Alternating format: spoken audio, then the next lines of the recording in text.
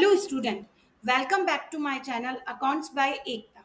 हमने हमारे पिछले वीडियो में पढ़ा class 12 chapter first fundamental accounts of partnership firm.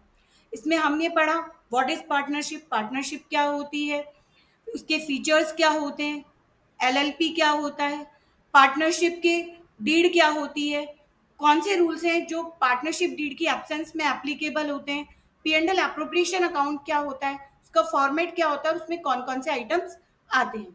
अब उसके आगे का टॉपिक हम आज पढ़ेंगे। फिर आता है हमारा सबसे पहले जो हमारा अकाउंट बनता है वो बनता है पी&एल अप्रोप्रिएशन अकाउंट।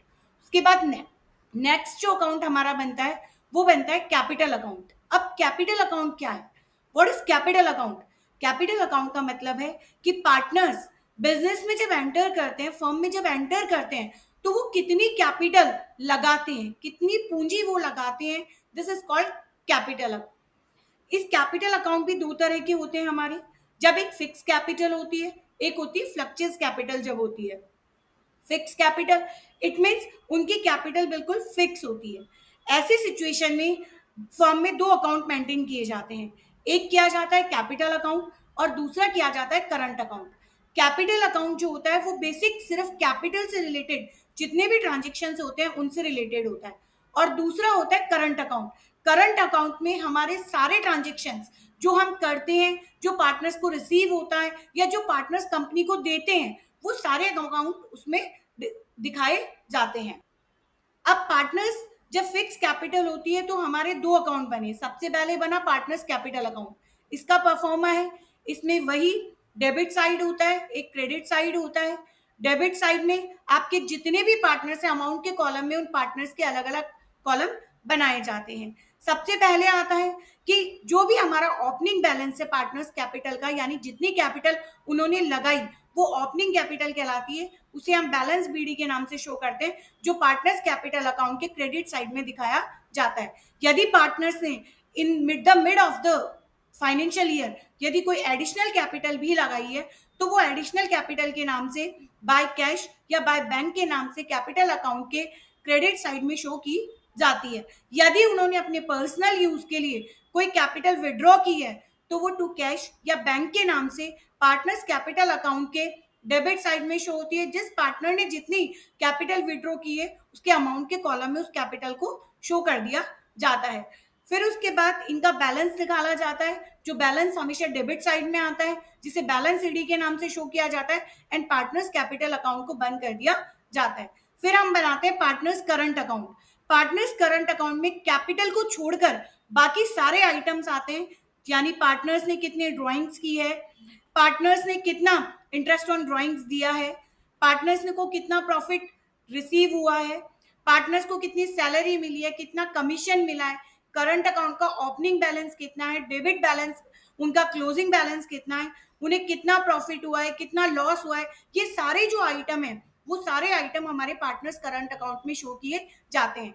इसका परफॉर्मा आप स्क्रीनशॉट ले सकते हैं और इसका फॉर्मेट मैंने आपको दिखा दिया है। अब इसके आगे हम चलते हैं फ्लक्चुएट कैपिटल।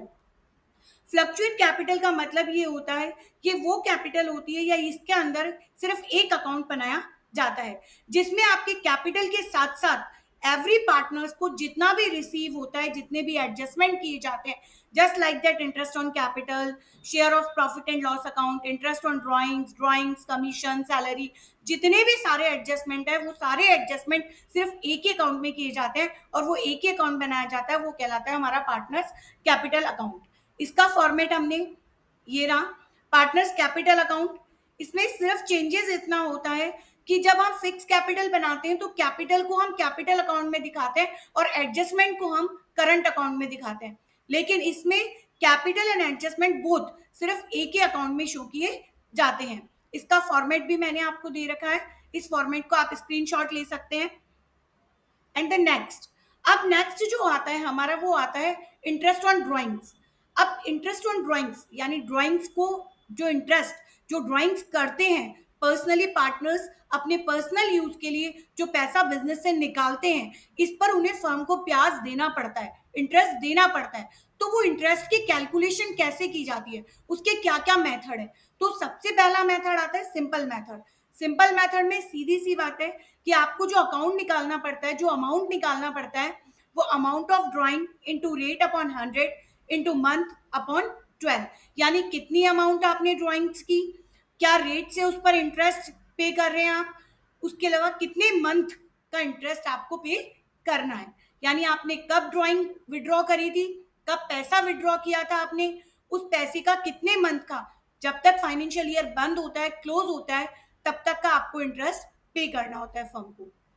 अब हमारा दूसरा मेथड आता है प्रोडक्ट मेथड। प्रोडक्ट मेथड में total of product into rate upon 100 into 1/12। ये जो मेथड है, इस मेथड में हमको ड्राइंग ईच सेट के ड्यूरेशन के अकॉर्डिंग ड्राइंग की प्रोडक्ट के अकॉर्डिंग कैलकुलेशन करनी पड़ती है, यानी कितने मंथ ऑफ के लिए किया आपने, तो जितनी अमाउंट आपने निकाली उसको जितना टाइम ऑफ पीरियड के लिए किया आपने, उससे कैलकुलेट या उससे मल्टीप्लाई करके आपको प्रोडक्ट निकालना पड़ता है। अब हमारा नेक्स्ट मेथड आता है कि यदि मान लीजिए हम जो ड्राइंग्स है वो मंथली करते हैं, मंथली हर मंथ में स्टार्टिंग में या एंड में या मिड में हम कुछ अमाउंट ड्राइंग्स के रूप में बिजनेस में से निकालते हैं, तो उसके लिए इंटरेस्ट कैसे पे किया जाएगा। यदि मंथली ड्राइंग की जाती है और एवरी मंथ के बिगनिंग में की जाती है, तो 6.5 मंथ की कैलकुलेशन की जाती है, यानी amount of drawing into rate upon 100 into 6.5 upon 12। यदि end of the every month की जाती है तो 6.5 की जगह 5.5 मंथ की निकाली जाती है, यदि मिड में की जाती है तो 5.5 की जगह 6 मंथ की निकाली जाती है।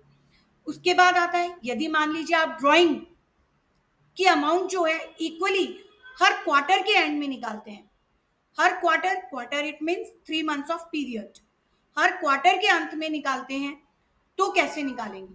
बिगनिंग ऑफ एवरी क्वार्टर, हर क्वार्टर के बिगनिंग में यदि आपने सेम अमाउंट विड्रॉ की है ड्राइंग के रूप में, तो आपको 7.5 मंथ की इंटरेस्ट पे करना पड़ेगा, और उसको निकालने का फॉर्मूला बिल्कुल सेम वैसे ही है, amount of drawing into rate upon 100 into 7.5 upon 12। यदि एंड में की है अपने एवरी क्वार्टर के, तो 7.5 मंथ की जगह हम 4.5 मंथ की ड्राइंग कैलकुलेट करेंगे, और यदि मिड में की है तो मिड में हम 6 मंथ की ड्राइंग कैलकुलेट करेंगे। अब हमारा नेक्स्ट टॉपिक इसमें आता है कि यदि हमने ड्राइंग की इक्वल अमाउंट हर 6 मंथ के पीरियड के बाद विड्रॉ की है, तो इंटरेस्ट कैसे कैलकुलेट किया जाएगा। यदि बिगिनिंग में की है एवरी 6 मंथ के, तो 3.5 मंथ का करेंगे, यदि एंड में की है 6 मंथ के तो 2.5 मंथ का करेंगे, और मिड में की है तो 6 मंथ के मिड में की है तो 3 मंथ का अपन ड्राइंग का इंटरेस्ट निकालेंगे, और फॉर्मूला वही रहेगा, amount of drawing into rate upon 100 into 3.5, यदि बिगनिंग में है तो, एंड में है तो 2.5, मिड में है तो 3 अपॉन 12। ये थी हमारी ड्राइंग्स की एडजस्टमेंट।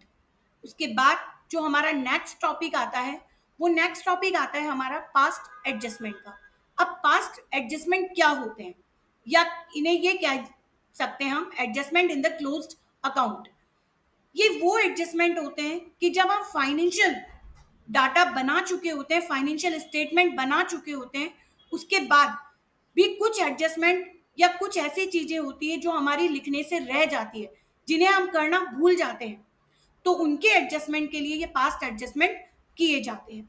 ये एडजस्टमेंट इसलिए नेसेसरी होते हैं ताकि हमें ये पता रहे कि हमने कौन सी गलतियां की है और हम नेट प्रॉफिट या लॉस कवर कर सके। यूजुअली ये जो एरर होते हैं वो 4 टाइप्स के होते हैं। सबसे पहला होता है interest on drawings and interest and capital have been omitted, यानी हम इन्हें भूल गए, लिखना ही भूल गए। दूसरा होता है profit and loss have been distributed among the partners in a wrong proportion, यानी हमने जो लाभ और हानि थी, हमारी जो प्रॉफिट और लॉस था, वो पार्टनर्स में गलत पोर्शन में हमने डिस्ट्रीब्यूट कर दिया। Salary and commission payable to a person has been omitted, किसी भी पार्टनर्स को सैलरी देनी थी या कमीशन देना था, वो कमीशन देना हम भूल गए।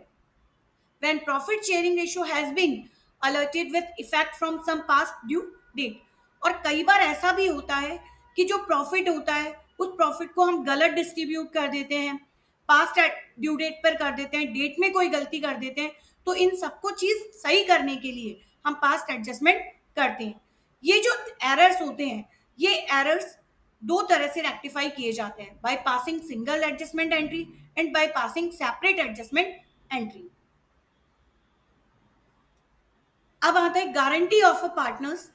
गारंटी ऑफ ए पार्टनर का मतलब ये होता है कि जब हम बिजनेस में किसी नए पार्टनर को एडमिट करते हैं, तो इस सिचुएशन में नए पार्टनर्स के साथ काफी सारी उसे मन में कंफ्यूजन होता है, उसे बहुत सारा, कि मैं इस फर्म में अपना पैसा लगा रहा हूँ, मुझे प्रॉफिट मिलेगा कि नहीं मिलेगा, क्या पता मेरा पैसा सही जगह लगा रहा हूँ कि नहीं लगा रहा हूँ। तो इन सबको क्लियरिफाई करने के लिए या नए पार्टनर को एक रिलैक्स से फील कराने के लिए पार्टनर्स या फर्म उन्हें गारंटी देती है कि आपको इतना परसेंट या एक मिनिमम अमाउंट आपको एवरी ईयर प्रॉफिट मिलेगा।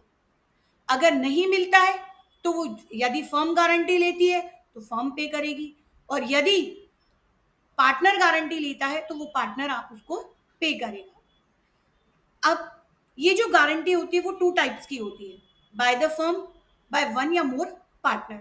बाय द फर्म इसका मतलब ये होता है इंटायर फर्म, यानी पूरी फर्म उसको गारंटी देती है। यदि फर्म में प्रॉफिट होता है तो सबसे पहले उसका प्रॉफिट निकाला जाता है, जितने प्रॉफिट की अपन ने उसको गारंटी दी है पार्टनर को, उस प्रॉफिट को निकालने के बाद रिमेनिंग प्रॉफिट्स को बाकी अदर पार्टनर्स में उनके प्रॉफिट शेयरिंग रेशो में डिस्ट्रीब्यूट किया जाता है।